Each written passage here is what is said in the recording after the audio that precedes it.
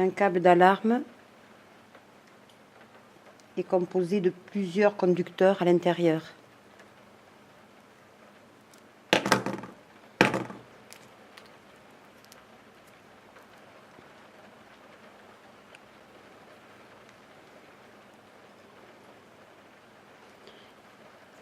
Il faut dénuder une longue partie.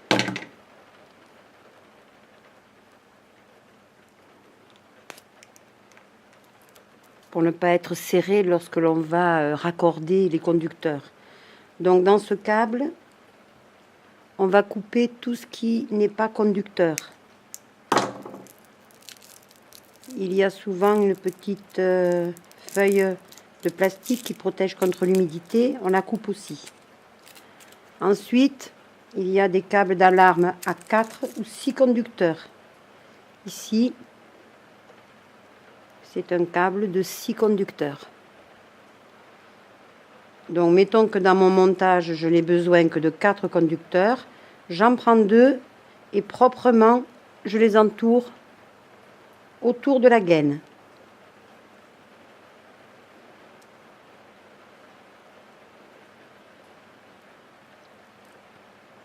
Ensuite, je dénude chaque conducteur sur moins de 1 cm. Je tiens bien le câble ici pour que tout ne sorte pas. Voilà, je dénude sur une petite longueur comme ça, de moins d'1 centimètre.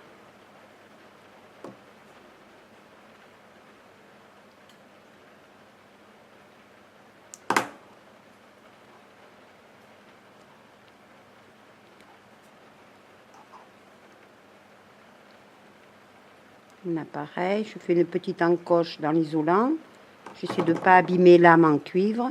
Puis avec les ongles, j'arrache la petite gaine. Et pareil pour le 4e conducteur.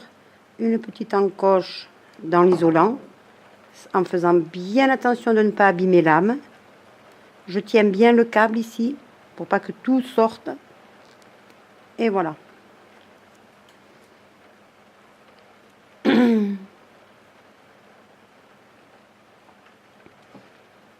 Alors je coupe une certaine longueur là pour mon montage, par exemple ici. Et bien sûr, je fais la même opération à l'autre bout du câble. Donc toujours pareil. J'enlève la gaine de mon câble sur une bonne longueur.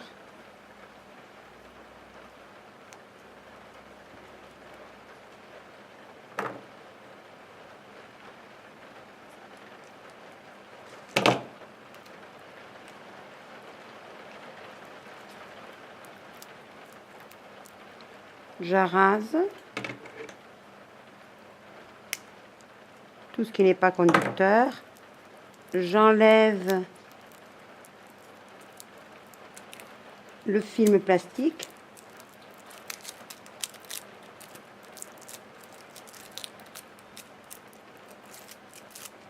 Proprement, j'arrase. Donc ici, j'avais mis de côté les câbles jaunes et orange, donc je fais pareil de l'autre côté, jaune et orange. Je prends et je l'entortille proprement autour de la gaine.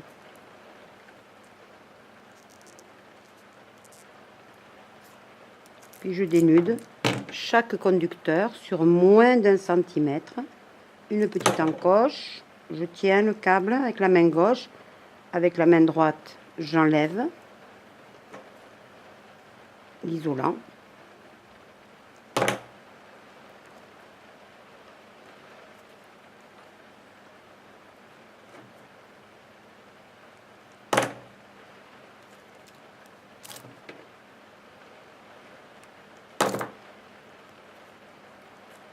Et voilà.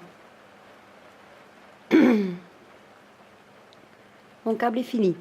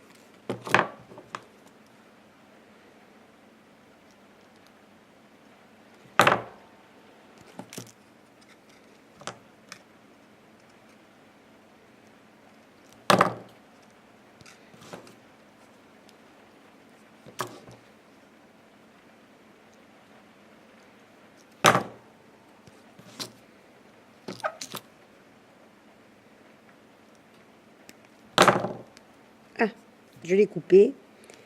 Ah mince, je l'ai complètement coupé. Bon, alors c'est pas grave. Là, qu'est-ce que je fais? Je vais récupérer par exemple le jaune. Donc du coup, je défais le jaune aussi de l'autre côté.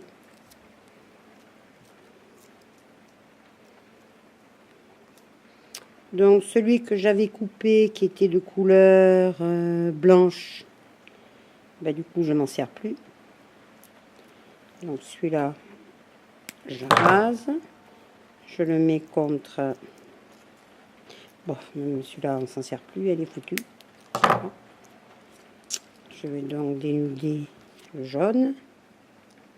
Il faut faire attention quand on coupe. C'est quand même assez facile de venir couper l'âme finalement. Et voilà. J'en ai 4. Pas les mêmes couleurs que tout à l'heure, mais bon. On se débrouillera. Voilà. Casser un conducteur, c'est toujours un accident qui peut arriver. C'est pour ça que c'est bien d'en avoir en réserve sur la gaine.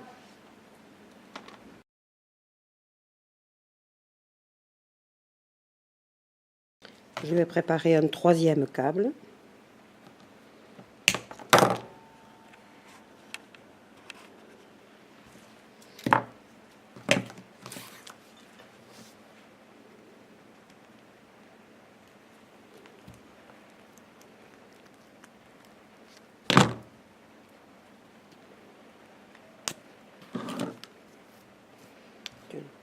Tant que j'y suis, je vais dénuder aussi de l'autre côté. Après tout, pourquoi pas faire les deux en même temps.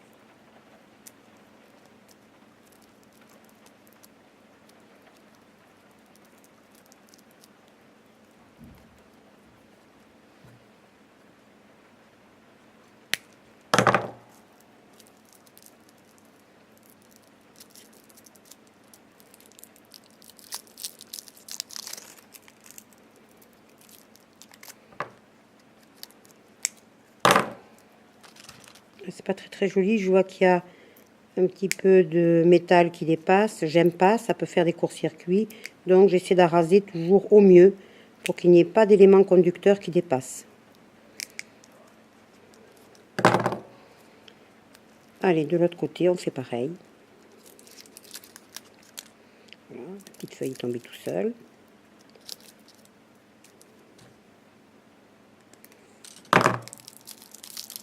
La feuille plastique.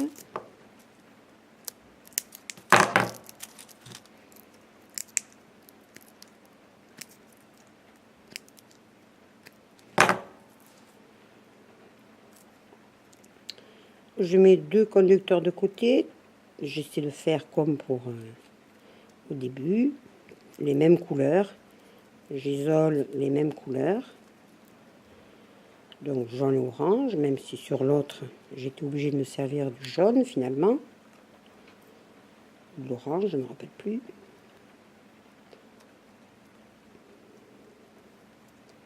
C'est pareil, proprement. Je mets ces câbles en réserve autour de la gaine. Ça me sera bien utile si je casse un câble, comme on l'a vu tout à l'heure. Si je casse un conducteur. Et donc je continue toujours à dénuder sur moins d'1 centimètre. Pas plus. On va voir après pourquoi c'est pas plus.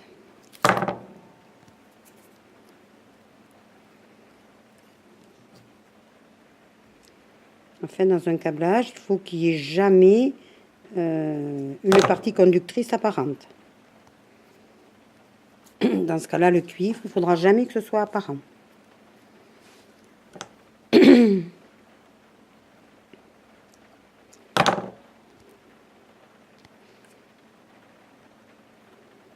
petit peu long celui-là, je le coupe.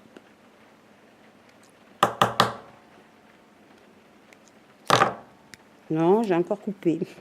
Bon, peu importe. Donc, je vais essayer de me concentrer un petit peu plus.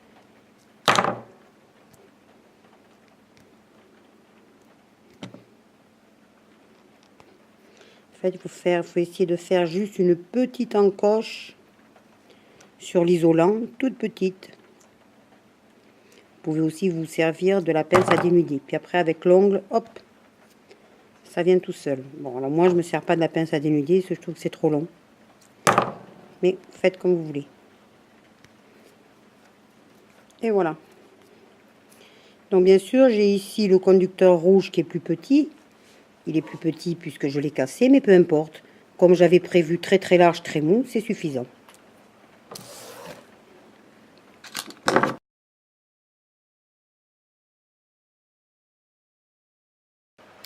Sur cette maquette, vous allez vous exercer à câbler 3 détecteurs magnétiques en série sur le bornier d'une centrale. Vous allez faire une première boucle d'alarme, puis une deuxième boucle d'autoprotection. Sur cette maquette, les contacts du détecteur magnétique ont été déportés sur des borniers déportés. Entre les deux A, vous avez le contact magnétique ILS, celui qui est fermé lorsque la porte est fermée et celui qui va s'ouvrir lorsque la porte s'ouvre. Entre les deux T, vous avez le contact d'autoprotection, celui qui est fermé lorsque le boîtier est bien fermé, celui qui s'ouvre dès lors qu'on démonte le boîtier.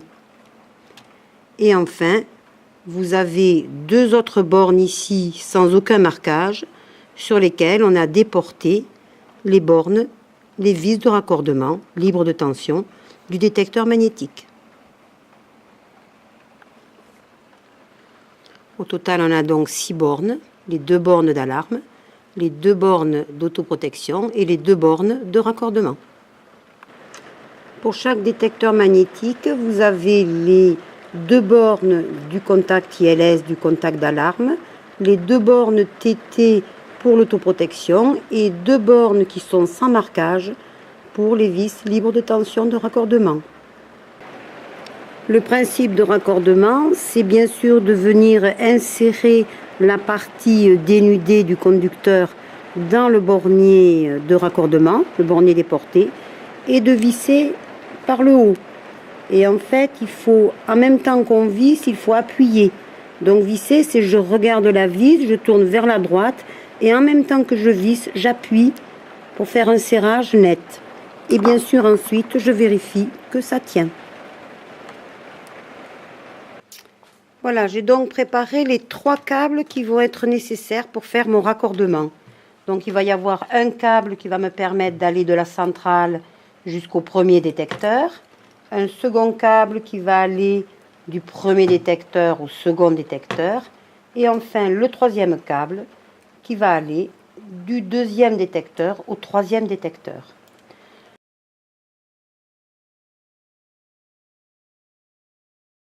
Je vais vous montrer comment on procède pour câbler la boucle d'alarme. Donc je choisis ici 2 bornes sur la centrale, peu importe lesquelles, là il n'y a rien de noté. Et je décide par exemple de faire l'aller en rouge.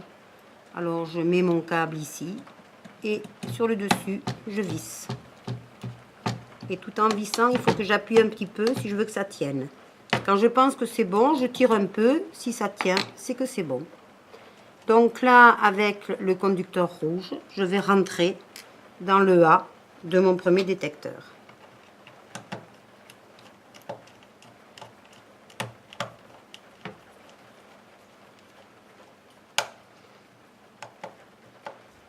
Pareil, tout en vissant, il faut appuyer, je tire, ça tient. Je prends le 2e conducteur, je sors par le A en rouge et je visse.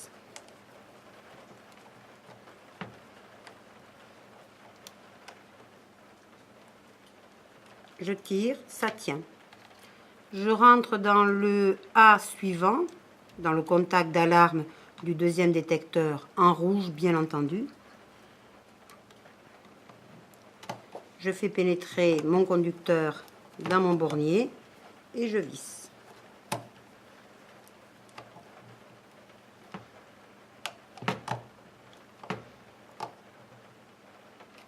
Je tire, ça tient. Je sors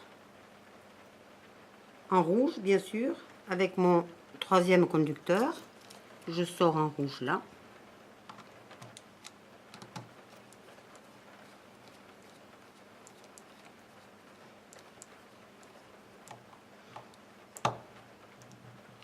Je tire, ça tient.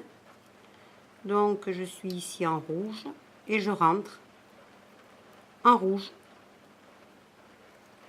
sur l'ILS du troisième détecteur. Et ça, c'est donc mon allée que j'ai fait, tout avec les conducteurs rouges. Pour le retour, je n'ai plus de conducteur rouge. Je vais donc devoir utiliser une autre couleur. Ça tient. Je vais utiliser par exemple le vert. Ça tenait pas. Alors quand ça tient pas, il faut dévisser à fond, remettre le conducteur, essayer de s'assurer qu'il touche bien le fond, et à nouveau j'appuie, je visse, j'appuie, je visse, jusqu'à ce que je sois embutée. Donc je suis pas encore, allez, je visse encore. Il y a encore, il était vraiment très dévissé celui-là. Parfois ces borniers sont cassés, il faut les changer. C'est-à-dire que parfois la vis, elle ne visse plus, à ce moment-là il faut changer. Mais on essaye quand même toujours. Non, ça tient pas, ça, si. Si, ça tient. Donc maintenant je vais faire le retour, j'ai dit, en vert. Donc je prends le conducteur vert et je ressors de mon ILS ici.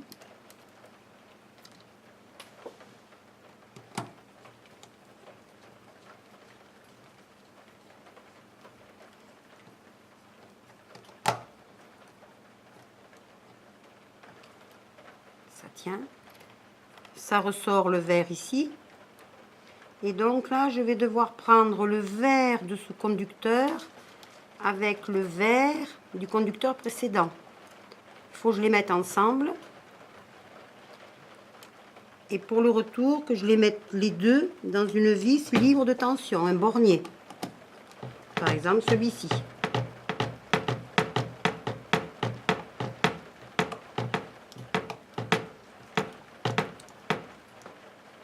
Je visse à fond.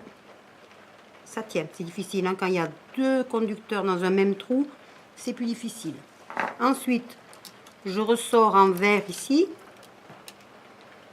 Il faut que j'aille chercher le vert de mon premier conducteur. Je les mets ensemble.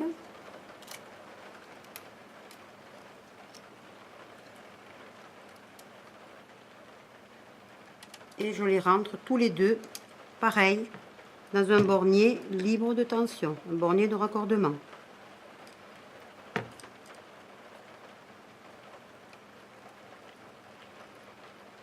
Par exemple celui-ci. J'essaie d'être bien au fond et je visse.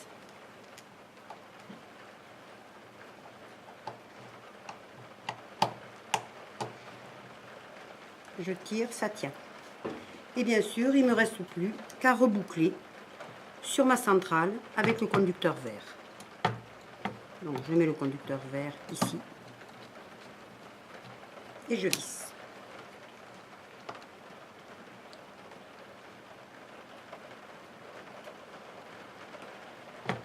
Je tire, ça tient. Voilà, le câblage de ma boucle d'alarme est terminé. Il me reste maintenant à tester cette boucle.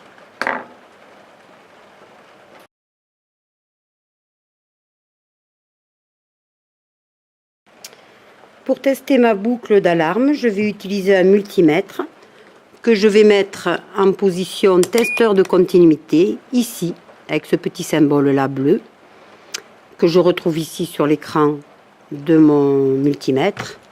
Je teste d'abord l'appareil en court-circuitant les pointes de touche. Il marche. Et maintenant, je vais sur les bornes de ma centrale comme toutes les portes sont fermées, vu que j'ai mis les aimants à côté des ILS, ça devrait biper. Ma boucle devrait être fermée. Elle l'est, ça bip. Bien sûr, quand j'ouvre une porte, j'ouvre la boucle et ça cesse de sonner. Pareil quand j'ouvre la seconde porte. Et pareil quand j'ouvre la troisième porte. Donc voilà, j'ai ici la preuve que j'ai bien câblé. Que donc tout est fonctionnel, ok. Il resterait maintenant à câbler la boucle d'autoprotection en utilisant les conducteurs jaunes et gris. Mais attention, le jaune a été cassé sur un conducteur, donc le jaune sera remplacé par du blanc à un moment donné. Voilà, mais c'est le câblage de la boucle d'autoprotection, c'est absolument le même principe que le câblage de la boucle d'alarme. Je ne vais donc pas vous le refaire.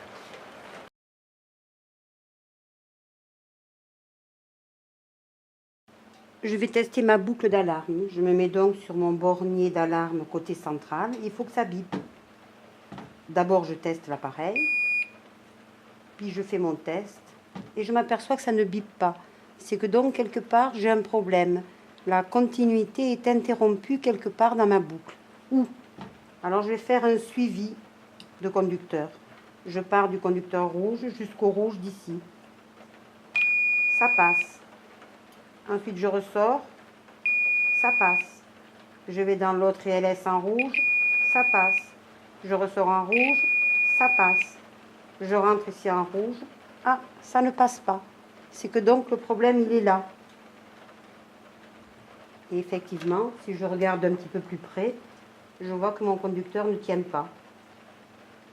Donc, je vais simplement le remettre.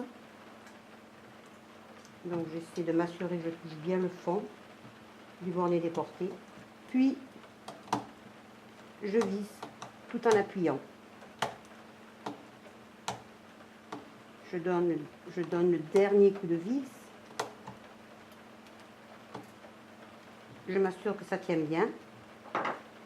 Et donc maintenant, voyons si j'ai continuité. Oui, ça passe. Et voyons maintenant au niveau de ma boucle. Est-ce que ça remarche? Oui, ma boucle ne présente plus de défaut de continuité.